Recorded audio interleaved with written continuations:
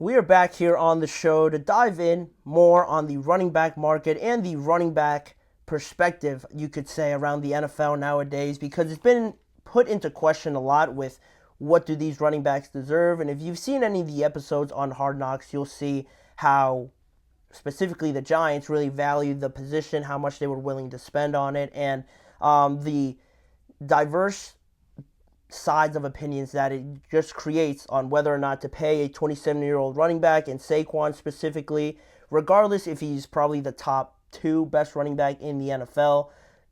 Does his age really create that much of a difference? Then you look at the health issues as well. That's really where this stems, coming off of that, but also just me thinking of a question that I wanted to pose to you guys after I read some of the statements from Saquon Barkley. But this all, sort of was started when Saquon got that contract, is being paid about $12.5 million per year. I want to say he got a 3-year, $37 million deal, if my math adds up to that. But the issue with that was that he was 27 years old. The Giants valued him at a certain price, but clearly it just wasn't enough for them to really pull the trigger. They let him test free agency, and the Eagles had no problem about it. They paid him, and now the Giants are going to have to see him twice a year because of the decision that they made that the age plus the injury history for Saquon scared him off a little bit. And it's not just them. I think it scares off a lot of teams.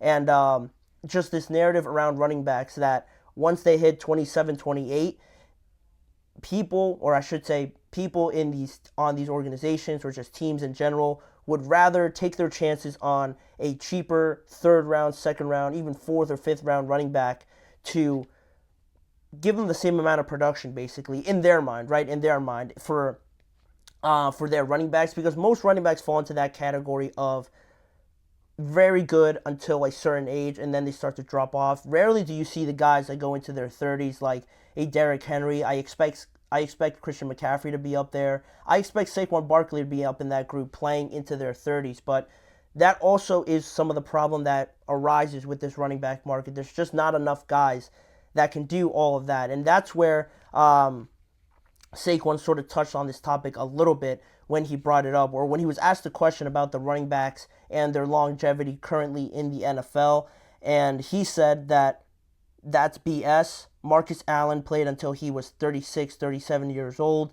Some of the greats that I admire and I look up and study, they played well into their 30s. Barry left at 29, 30, and he left in his prime. It's what you put in. What you put in is what you get out. That's any position. There's this weird thing with running backs right now. It's a difficult position.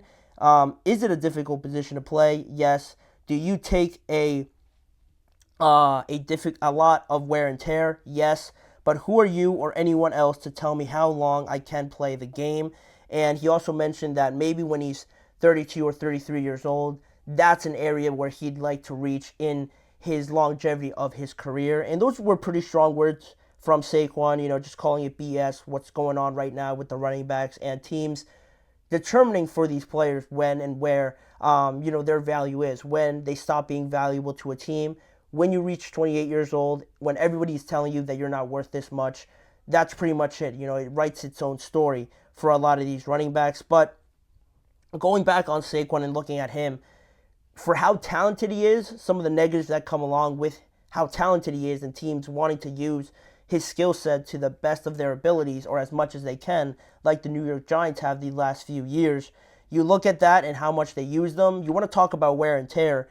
You look at the multiple ankle injuries, the torn ACL in his third year, the foot injuries, the knee injuries as well to go along with that. But in Saquon's mind, he's saying that the knee injury to go along with a couple, 3 or 4 of his other injuries have been fluke or freak accidents that he can't do anything about, which could be true to an extent, but, it comes to a point where if you're saying 3 or 4 of them and the ACL injuries are flukes, then you're pretty much calling all of them a fluke. And I don't think it doesn't extend to that far when you're talking about the injuries at some point, but I can understand some of them. The knee, maybe I could give you as a fluke if you just stepped wrong. But to call almost all of them a fluke, you might be overextending it. But you can get the point that Saquon Barkley is trying to make. And this is where the question pops up that I wanted to ask. Because is it health or is it just the fact that more of these running backs have to put in and get out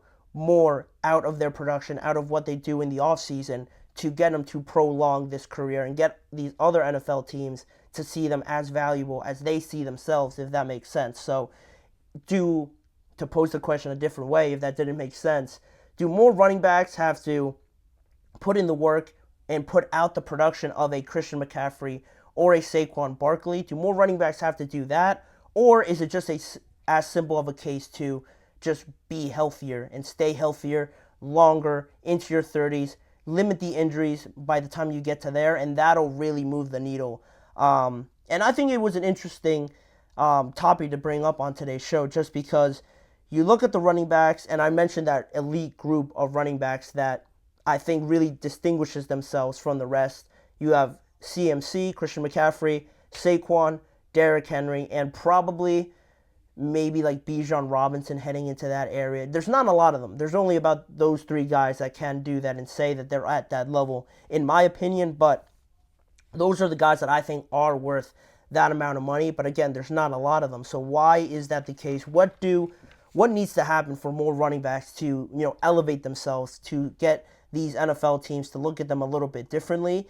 And you get to an area where you want to talk about production, which is the first part of that question.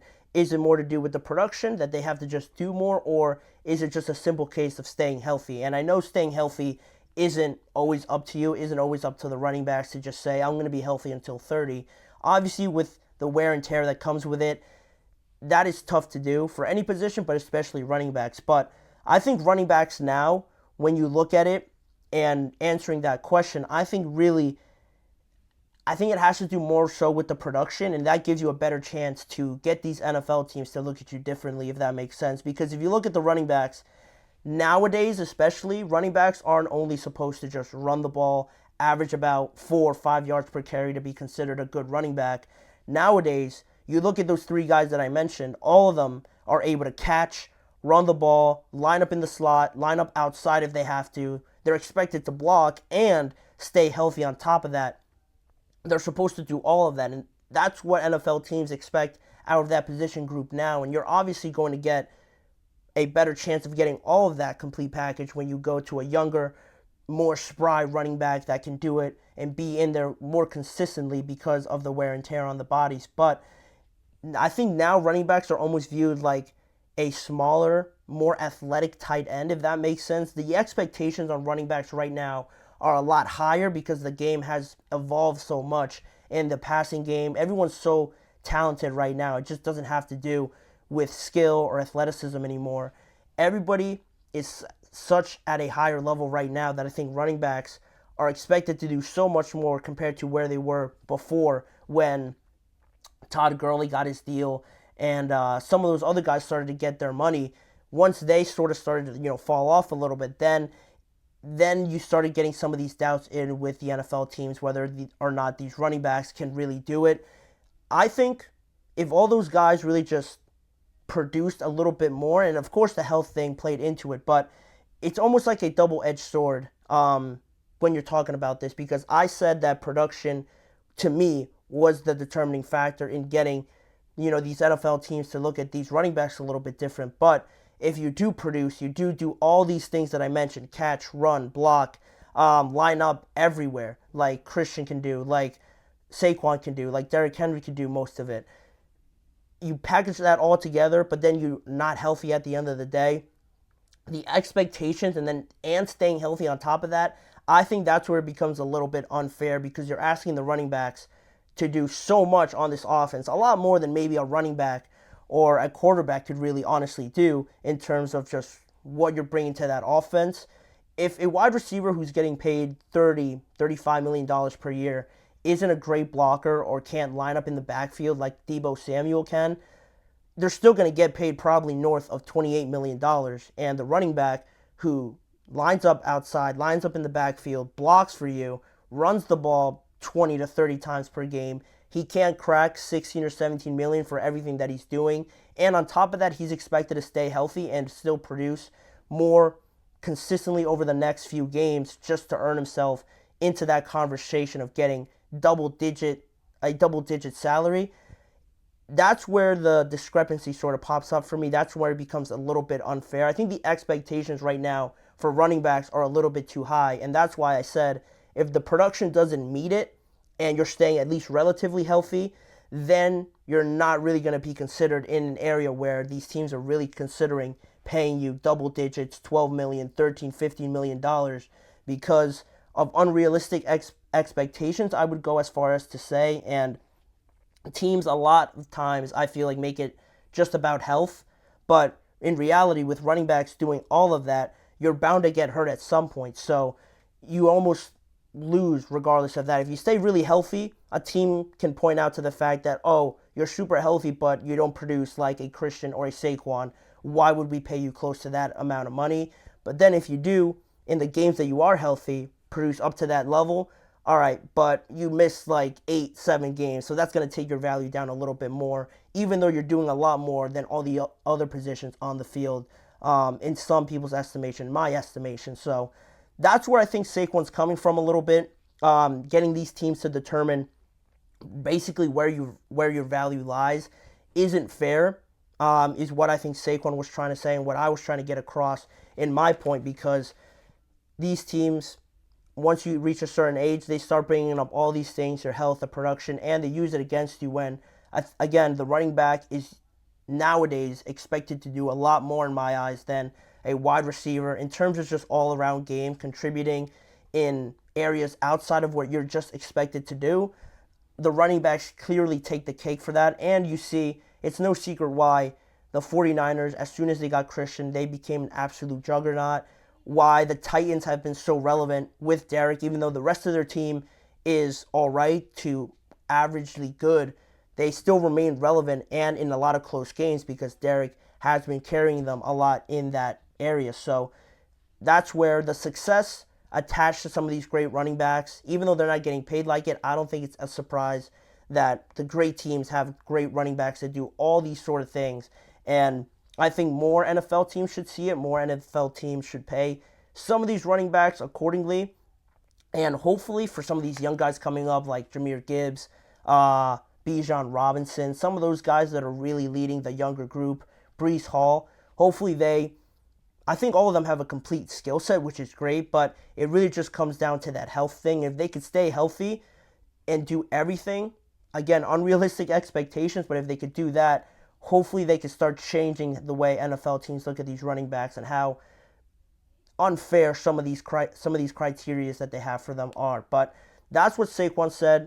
Let me know if you guys agree with what he said. Are running backs just being treated unfairly or are expected to do a lot more unrealistically than a lot of other positions? Leave your guys' thoughts in the chat box or in the comments section of this episode. But that'll wrap it up for that. We're going to go to a quick break, and when we return, we're going to talk some more AFC East, talking about Joe Brady, the offensive coordinator for the Bills, talking about Josh Allen, wanting to limit the amount of unscripted, superhuman-like plays from Josh Allen to not only keep him healthy, but to produce a more well-balanced offense in 2024. Stick around to find out what Joe Brady said on that right after this break.